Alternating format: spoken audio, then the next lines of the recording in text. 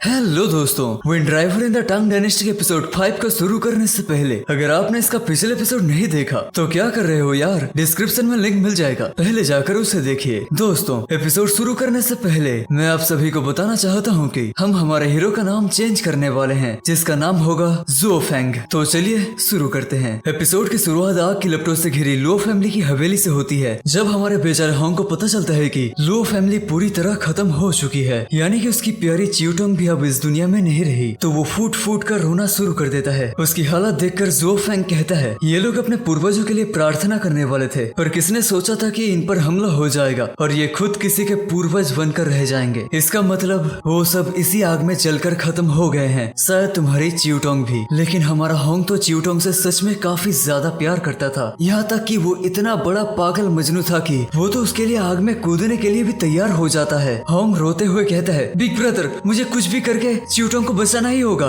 लेकिन ज़ो फेंग उसे संभालते हुए कहता है, मेंशन सबसे पहले जला है और मुझे लगता है कि रात में आकर वो मेंशन में ही ठहरी होगी। ऐसे में अगर तुम उसे बचाने गए भी तो तुम्हें कुछ नहीं मिलेगा, क्योंकि अंदर कुछ भी नहीं बचा है। ये सुनकर तो होंग अब खुद को संभाल नहीं पाता। उसे इस तरीके से छोटे बच्चे की तरह रोता देखकर ज़ो फेंग को भी उसके लिए बुरा लग रहा था, क्योंकि उसे भी फैमिली खोने का दर्द पता है। उसने भी अपनी फैमिली खोई थी। वो होंग का दुख अच्छे से समझ सकता था। तभी अचानक से हमारे होंग और ज़ो फेंग को एक अजीब सी बात रियलाइज होती है। लो फैमिली के खत्म हो जाने की वजह से अब उनकी शादी भी अल्टीमेटली खत्म हो चुकी है, क्योंकि कोई भी नहीं बचा जो उसकी शादी की गवाही दे सके। वो दोनों इसी बारे में बात कर रहे थे कि तभी ज़ो फेंग लो फैमिली के झंडे को आग में फेंकते हुए कहता है, अब तो इनका नामो निशान नहीं बचा, तो अब इस झंडे का क्या काम। सीन शिफ्ट होकर हमें लियान को दिखाया जाता है, जो आराम से अपनी चाय एंजॉय कर रही थी। शायद उसे अभी तक लो फैमिली की घटना के बारे में कुछ नहीं पता था। तभी वहाँ पर भागते भागते जू चैन यानी कियांगली आ जाती है, जो लियान को बताती है कि पिछली रात लुओ फैमिली को पूरी तरह खत्म कर दिया गया है और मुझे लगता है कि ये काम और किसी का नहीं बल्कि ज़ो फेंग और होंग का ही होगा। ये सुनने के बाद तो लियान के चेहरे का रंग ही उड़ जाता है। वो कहती है, आखिर तुम्हें ऐसा क्यों लगता है? असल में पिछली रात जब ज़ो फेंग और होंग उस झंडे को जला रहे थे, तब सू चैन को उनकी बातों से गलतफहमी हो गई और उसे लगा कि लुओ फैमिली को किसी और ने नहीं बल्कि इन्हीं दोनों ने खत्म किया है। दूसरी तरफ इस सबसे बेखबर ज़ो फेंग और होंग रिलैक्स कर रहे थे। होंग कहता है कि बिग ब्रदर, जो भी हमारे ससुर जी के खानदान के साथ हुआ, क्यों ना हम उसके बारे में जाकर पुलिस को रिपोर्ट करें। पर ज़ो फेंग उसे वाइन सर्व करते हुए कहता है, तुम ये पियो, मुझे लगता है कि तुम जरूरत से ज्यादा टेंशन ले रहे हो और इसके अलावा शायद तुम्हें अंडरवर्ल्ड के बारे में कुछ नहीं पता। अगर तुम पुलिस को कुछ बता भी दोगे तो भी वो कुछ भी पता नहीं लगा पाएंगे। बेचारे मासूम से होंग को तो समझ ही नहीं आ रहा था कि अब करे तो करे क्या। वो पूछता है, ब्रो आगे हम क्या करें? तो ज़ो फेंग बोलता है, आगे क्या करेंगे? अरे वाइन एंजॉय करेंगे। मुझे लगता है कि तुम्हारे नर्वस सिस्टम को शांत होने की जरूरत है। जिसे पीते पीते हमारा होंग कहता है कि ये पिछली रात वाली वाइन जितना स्ट्रॉन्ग नहीं है। ये सुनकर तो ज़ो फेंग को गुस्सा आ जाता है और वो कहता है, तू थोड़ा सा बहन का भाई है क्या? आई मीन थोड़ा सा पागल है क्या? साले तुझे अभी तक नहीं पता चला कि तेरे साले ने वाइन में हमारे लिए नींद की गोली डाल दी थी, इसीलिए वो वाइन इतनी ज्यादा स्ट्रॉन्ग थी। अच्छा हुआ वो खुद राख बन गया, वरना मेरे हाथ चढ़ते तो मार मार कर भुर्ता बना देता। अब हमारे होंग की शादी तो कैंसिल हो गई थी। अब ज़ो फेंग को उसे एक कल्टीवेटर बनाना था। ज़ो फेंग कहता है, अब मैं फाइनली तुम्हें फ्लाइंग क्लाउड सेक्ट की टेक्निक सिखा सकता हूँ। तुमने ऑलरेडी लेसर फॉर्मलेस स्किल नाम की टेक्निक का फाउंडेशन सीखा हुआ है, तो तुम्हें इसे सीखने में ज्यादा वक्त नहीं लगेगा। बस कुछ महीनों में तुम इसमें मास्टर हो जाओगे और फिर ये टेक्निक सिखाने के बाद मैं तुम्हारे फेमस शाही महल से काफी फेमस वाइन उठा लूंगा, ठीक है? तो अब उसे टेम्पररी मास्टर बनाने के लिए होंग उसे वाइन ऑफर करता है, जिसे उसने एक्सेप्ट कर लिया था। लेकिन उसे अपने मास्टर को भी श्रद्धांजलि देने के लिए वाइन थोड़ी सी जमीन पर गिरानी थी, पर वो तो बिना गिराए पूरी गटक गया। होंग ने पूछा कि अरे ब्रो, आपने मास्टर को श्रद्धांजलि देने के लिए वाइन नीचे नहीं गिराई? लेकिन हमारा ज़ो फेंग कहता है कि अरे मैं वॉशरूम जा रहा हूँ ना, मैं उसे काउंट कर लूंगा। बेचारा होंग तो हैरान हो गया था कि हमारा हीरो ज़ो फेंग अपने मास्टर की कितनी ज्यादा इज्जत करता है। अच्छा हुआ मास्टर इस इज्जत को देखने के लिए जिंदा नहीं बचे। तभी उनकी बातों के बीच में वहाँ पर विंड मैसेंजर की एंट्री हो जाती है। हमारा भोलू होंग उससे मिलते हुए भी उसे पैसे ऑफर करने ही वाला था, जिसे देखकर उस बंदे की आंखें चमक उठती हैं। पर ज़ो फेंग उसके हाथों से वो गोल्ड कॉइन्स छीनते हुए कहता है, तुम यहाँ क्या कर रहे हो, जबकि मैंने तो तुम्हें नहीं बुलाया। विंड मैसेंजर कहता है कि तुम्हें ही उड़ती उड़ती खबर देने के लिए आया हूँ, जो तुम्हारे ही काम की है। और वो खबर ऐसी थी कि जिसे सुनकर होंग के पैरों तले जमीन खिसक जाती है। पूरे शहर में ये अफवाह फैल गई थी कि उन दोनों ने ही लुओ फैमिली को मारा है। होंग कहता है कि भला मैं अपने ससुराल को क्यों आग लगाऊंगा? ज़ो फेंग कहता है कि हाँ मैं मानता हूँ कि मैं पहले लुओ फैमिली को खत्म करना चाहता था, लेकिन इस बार मैं अपने छोटे भाई के मैटर में वहाँ गया था। तभी विंड मैसेंजर अपनी डायरी निकाल कर कहता है, रुको मैं अभी दूध का दूध और पानी का पानी कर देता हूँ। आप अपने छोटे भाई के मैटर में गए थे उसका तलाक पत्र देने के लिए, राइट? उन लोगों ने आपकी काफी अच्छे से खातिरदारी की, राइट? फिर उन लोगों ने आपको शादी ना खत्म करने के लिए मनाया था, राइट? ज़ुओ फेंग कहता है कि हाँ मनाया था, लेकिन मैं नहीं माना। अब विंड मैसेंजर कहता है कि बस यही कहानी खत्म हो गई। उन लोगों ने आपको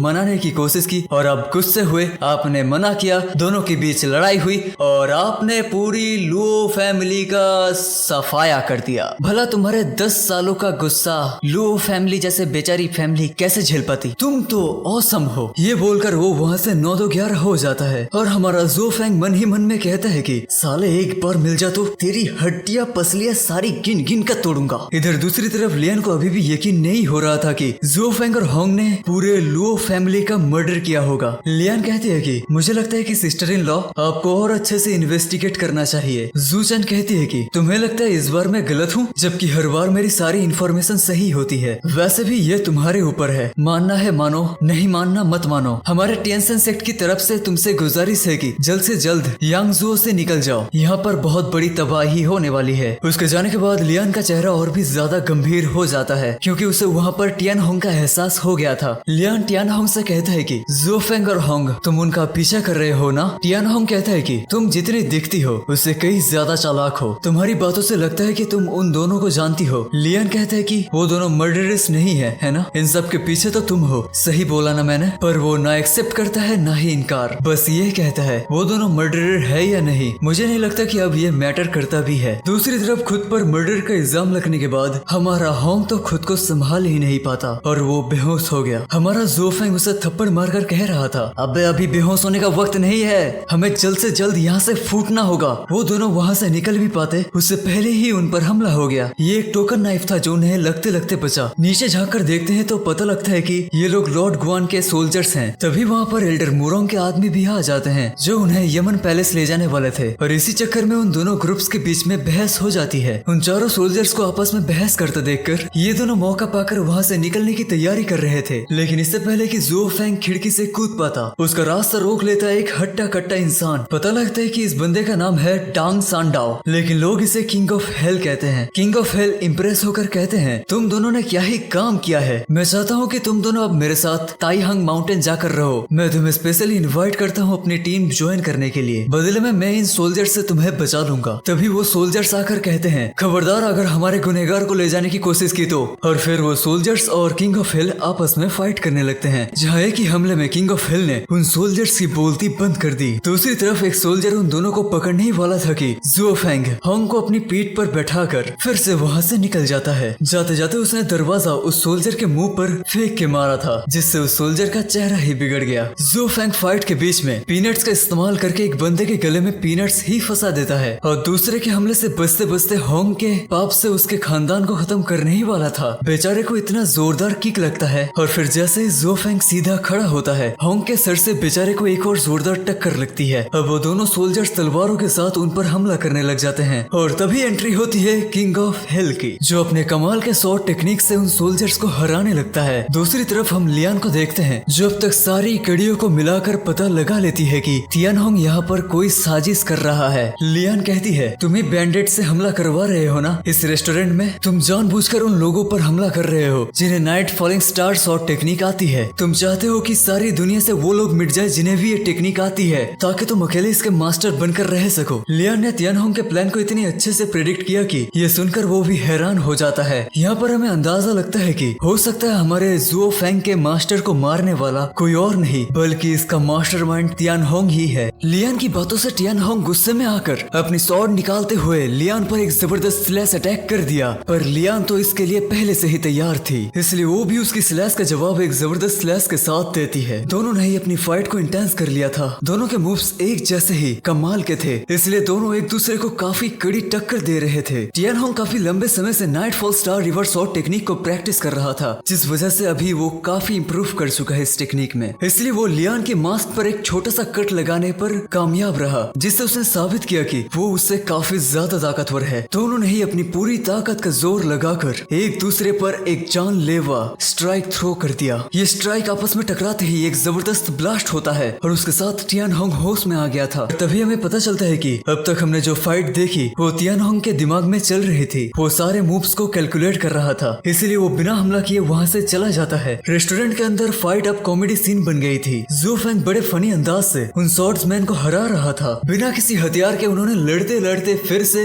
इस रेस्टोरेंट की हालत खराब कर दी थी। जू फेंग और होंग उन गार्ड्स को समझाने की कोशिश कर रहे थे कि उन्होंने लो फैमिली को नहीं मारा, पर किंग ऑफ हेल कहता है कि मुझे फर्क नहीं पड़ता, चाहे तुम दोनों ने उसे मारा हो या नहीं, लेकिन मुझे तुम दोनों ही चाहिए। जू फेंग गुस्से में कहता है कि देखो, मेरे मास्टर बेशक एक घटिया इंसान थे और मेरी मार्शल आर्ट्स भी बैन कर दी गई उनकी वजह से, फिर भी मैं कुत्ते की तरह भागकर अपनी जिंदगी ऐसे ही नहीं जीना चाहता। इस बात से तो किंग ऑफ हेल को गुस्सा आ जाता है। इससे पहले कि वो जू फेंग को कोई नुकसान पहुंचाता, तभी उसकी नजर लियान पर पड़ती है जो उसे बचाने के लिए वहां आ गई थी। हमारी लियान का हमला इतना कूल था कि एक ही स्लैश में वो उसके तलवार को बीच में से तोड़ देती है, लेकिन उस बंदे का हमला भी बहुत जबरदस्त था। लियान जो अब तक काफी पावरफुल लग रही थी, उसके भी हाथ कांपना शुरू हो गए थे, पर वो काफी कॉन्फिडेंट थी। दोबारा हमला होने पर वो बहुत ही आराम से उसके स्नीक अटैक को ब्लॉक कर लेती है और उसे एक पंच फिस्ट दोबारा दूर फेंक देती है। तभी सीटीओ की आवाज आती है, जिससे वो समझ जाता है कि और भी सोल्जर्स आ रहे हैं, तो वो फटाफट वहाँ से भाग जाता है। जैसे लियान खुद को इंट्रोड्यूस कराती है, हमारा हीरो नर्वसनेस में आकर होंग को ही नीचे गिरा देता है। जू फेंग को लग रहा था कि ये एक लड़का है जिसके बारे में उसने सुना था कि